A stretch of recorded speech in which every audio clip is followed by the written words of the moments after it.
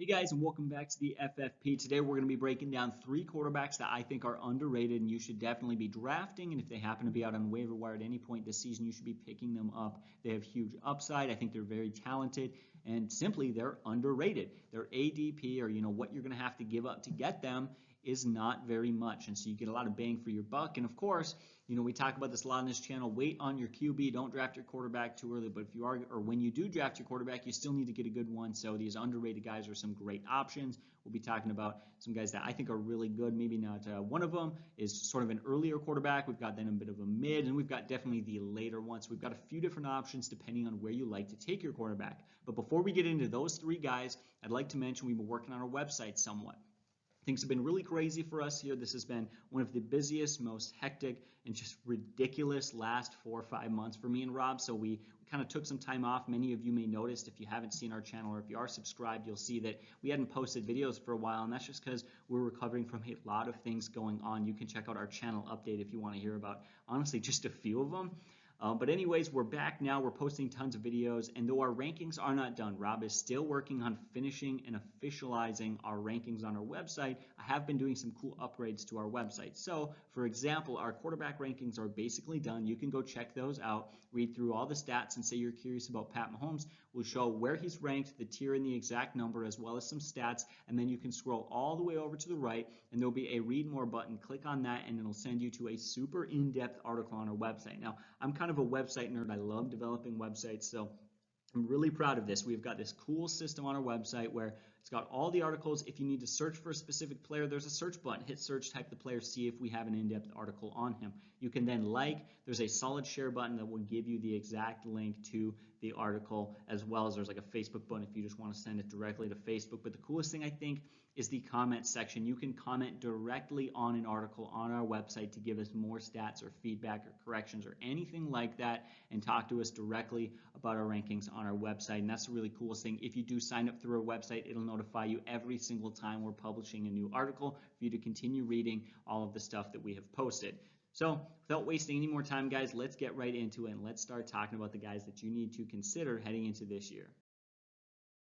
So the first guy I want to talk about is Russell Wilson. And while many of you would say that it's probably a stretch to call him underrated, because just about everyone who knows about Russell Wilson would consider him elite. But for me, the reason he's underrated is that Pat Mahomes and Lamar Jackson are easily considered the number 1 and number 2 best fantasy quarterbacks right now. But I don't think that's true. In fact, I would like to argue with most people that it's actually Russell Wilson, because we got to consider not just their ceiling, but also their floor. And Russell Wilson has been the most consistent quarterback over the last few years. He has been absolutely dominant. In fact, I don't think he's missed a single game in his career due to injury. He is the definition of dependable, but he's also productive, because I don't care if he's on the field. You got to have points. You got to have touchdowns. You got to put up fantasy points. And they say touchdowns are king in fantasy. Touchdowns equal fantasy points. That's true. And sure enough, we say a 1-to-1 ratio here when we look at Russell Wilson's stats.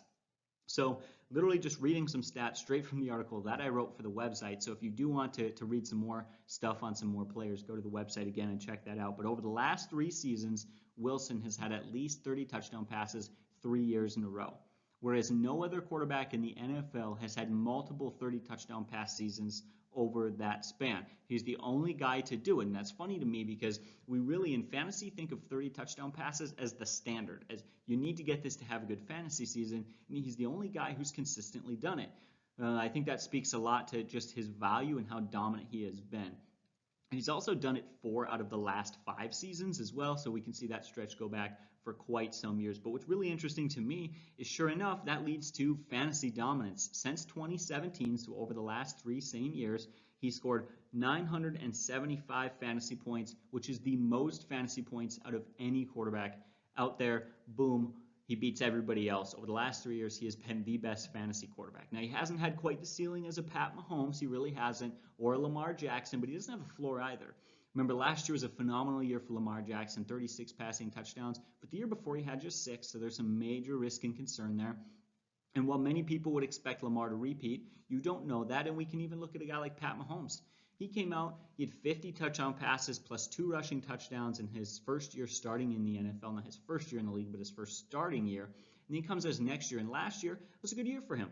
It really was, but he was still on pace to barely crack 30 touchdown passes because, you know why? You think you come back down to earth a little bit. You know who doesn't come back down to earth? Russell Wilson. I love this guy. So continuing to read some stats, it's not just fantasy points. He's been a dominant quarterback and a very efficient quarterback. So we see his adjusted completion percentage of 76, his play action pass rating of 99.7, and his passer rating while pressured of 89.3, led all qualifying quarterbacks last season. So he's absolutely dominated in those categories. And last year was not a fluke.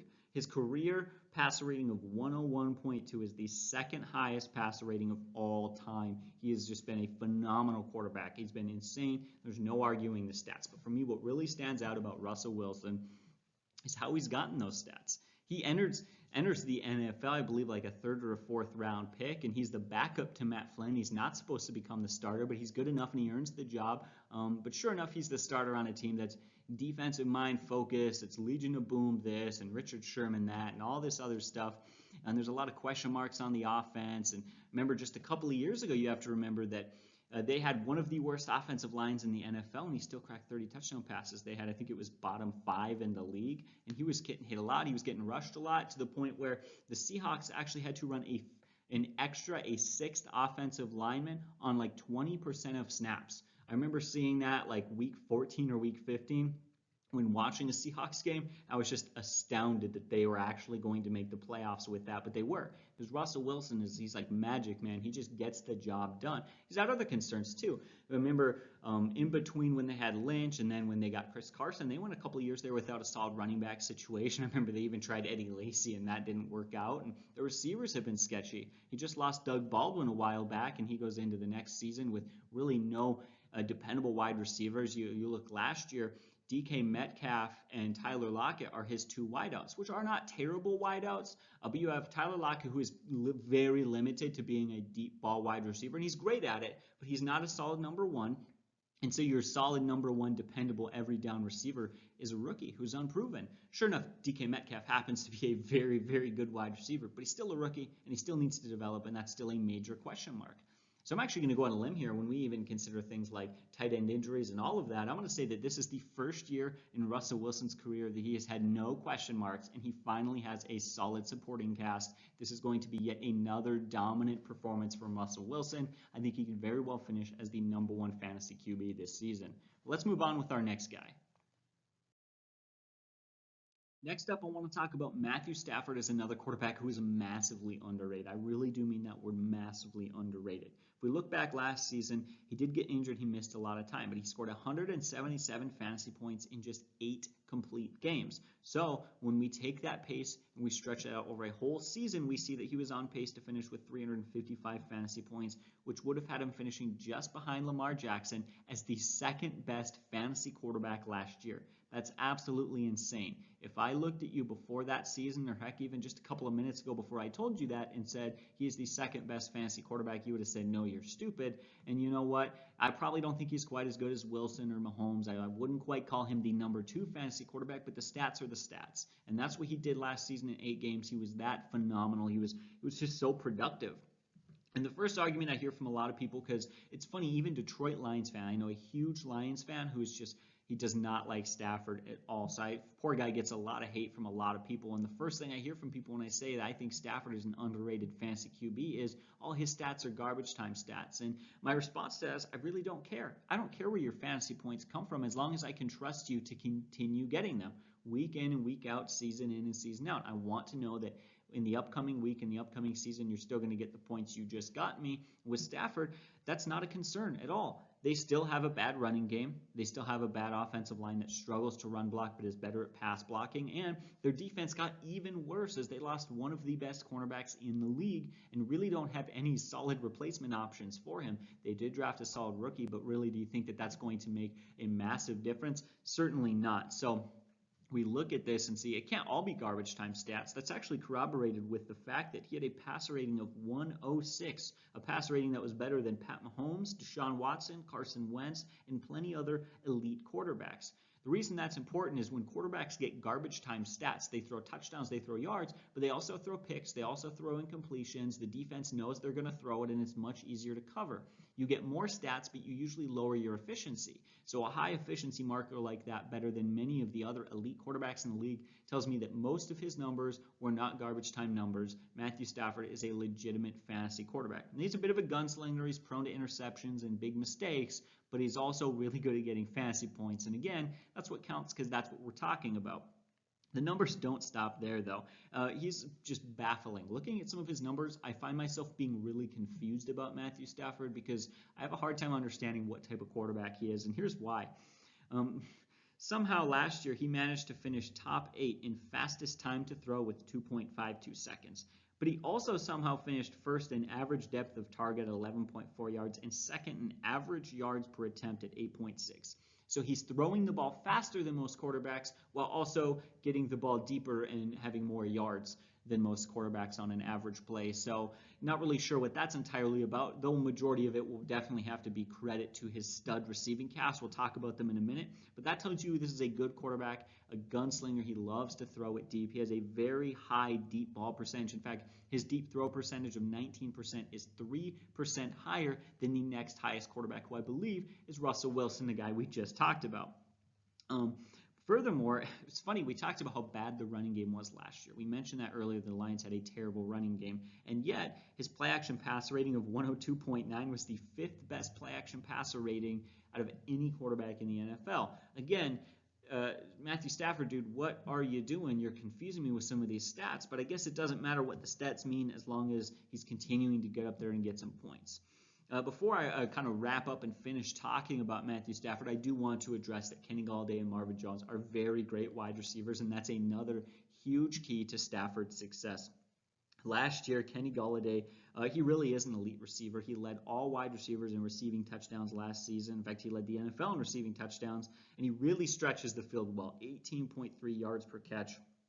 Great year. Meanwhile, you look at a guy like Marvin Jones, he is no slouch either. His 9 receiving touchdowns were 3rd best. So when you look, you got the number 1 and the number 3 wide receiver in touchdowns. These are both guys who can stretch the field. They're both dependable wide receivers. That certainly helps your case out quite a bit as well. So yeah, Matthew Stafford, whose ADP has him being drafted as a bench quarterback, I think that's absolute BS. I think you capitalize on his low ADP and you take him to help carry you in that garbage time stats all the way into the end zone in a fantasy championship. But let's continue on with one more player to consider. All right, so I want to talk about one more guy, and we've talked about an earlier quarterback, a guy in Russell Wilson, who you're going to have to take somewhat early. Talked about a more mid-round draft quarterback in Matthew Stafford. If you don't like either of those guys and you really, really want to wait on your quarterback, you do have to take a little bit of a risk here. But Daniel Jones, I think, is underrated with how much he has upside. He does have downside, and I think he has some flop potential where he could actually have a bad season, but his upside's worth it, and if it really stinks, you can always drop him and pick up another quarterback. I love to take risks on guys like this in leagues where I'll just wait super long on my quarterback, and then I'll snag a stud like this. So looking at Daniel Jones, he had a phenomenal rookie year, for a quarterback who was not supposed to do very much. Heck, even the Giants fans were rooting against him, and he sure did turn out to have quite the year. He had 24 passing touchdowns, which is the 3rd most passing touchdowns by a rookie quarterback ever. That's a stat I have quoted many times in some of these videos before. But again, I want to quote it again because that's a really interesting stat. The 3rd most passing touchdowns by a rookie quarterback ever. Oh wait, it gets better. He started in just 12 games, meaning he was actually on pace for a 32 passing touchdown season, which would have been the most by a rookie quarterback ever. And yeah, that is one heck of a start. That compares him right up there with a ton of great quarterbacks, right up there with guys like Peyton Manning, who I believe is number 2 or 3 on the list. So certainly something to consider right there. He's a guy who really knows how to find the end zone. He certainly does. In fact, in 3 of his 12 games, he threw for at least 300 yards and 4 touchdowns. That means that in 25% of his games, he's getting you 4 TDs and 300 yards. That's like insane numbers you're not going to see from any quarterback. You're really not, unless that guy turns out to be elite. So that kind of suggests that maybe Daniel Jones could be one of those next elite level quarterbacks. Not saying that he is. He could do the Baker Mayfield thing where he has this phenomenal rookie year and then he kind of poops out his second year, but it's a huge sign. He did score 245.7 fantasy points, which put him on pace for 327 fantasy points, which would have had him as the 6th best fantasy quarterback in the NFL. So that's pretty darn good. But really what I like there is there's a huge depth of weapons. No one weapon that's absolutely phenomenal as his receivers go, but he's got great weapons all around. Sterling Shepard, if he can stay healthy, is a true wide receiver, one that I like. Darius Slayton is a young stud. He reminds me of Tyler Lockett, that very few guys can stretch the field and make big boom plays like he can. In fact, what was it? He had 3 games with 2 touchdowns apiece last year. He's a playmaker. He is a touchdown scorer, and he is one of those guys who just gets the job done. You throw in Evan Ingram at tight end. You got Tate there. Ingram is a great mismatch at tight end. He plays just like a wide receiver, and he's another solid option out there. But really, the biggest one's got to be Barkley, right? Barkley coming out of the backfield. He's a running back who is going to get you 90-plus catches. He's going to run the ball to keep defenses honest. He's going to help you out of the backfield. He's going to help you get the catch, but he's also going to help you after the catch because of how athletic and punishing of a runner he is. He is a huge help. The one big concern that was really with that Giants offense was the offensive line. That was the major problem. But then they go out early and they draft Andrew Thomas. He is the first offensive lineman taken. I'm huge on this guy. I think he can be a very phenomenal tight end, offensive lineman. I think he can really help this offense. He reminds me of Quentin Nelson that the Colts went out and drafted, and suddenly that offensive line completely turned around in just a couple of years. That could very well happen here in the same sort of situation. Keep in mind, the offensive lineman he's replacing, the right tackle, allowed 40 pressures and 34 hurries. Lord knows how many sacks and how many missed throws happened because of the pressures that were allowed. I think an offensive lineman is a very underrated player in the NFL, and that's going to make a big difference bolstering that offensive line, giving him some more pressure, some less things to worry about, less hits. It's going to be a great situation all the way around. So purely based on the upside and the fact that you don't have to draft him early, Daniel Jones, for me, is a seriously underrated quarterback. Not going to break down any more of the stats for that. If you disagree with me or you have any more questions, I will break down more in the comments. But I think the stats speak for themselves. The situation speaks for itself. And, hey, there's still a team who have a not great defense, right? So he's still going to get some garbage time stats. He's still going to be a bit of a gunslinger. And, from a coaching perspective and even a fan perspective, that sort of throw the ball a lot, rely on your quarterback to make a lot of touchdowns and a lot of big plays. That makes you nervous. That's not so fun to watch. But in fantasy, that is racking up the points, and that is what gets us to fantasy championships. So that is our final player, guys. Thank you so much for watching. I really appreciate your support. And, hey, again, go make sure to check out some of those articles on our website. And do me a favor. I want to see, because it hasn't happened yet, because I just published some articles. So I'd love to see you guys go to our website and leave a comment on one of the articles just so I can see how it works and what it looks like. I think that'd be really fun to check that out. But as always, guys, thank you so much for watching. You have a great day, and God bless.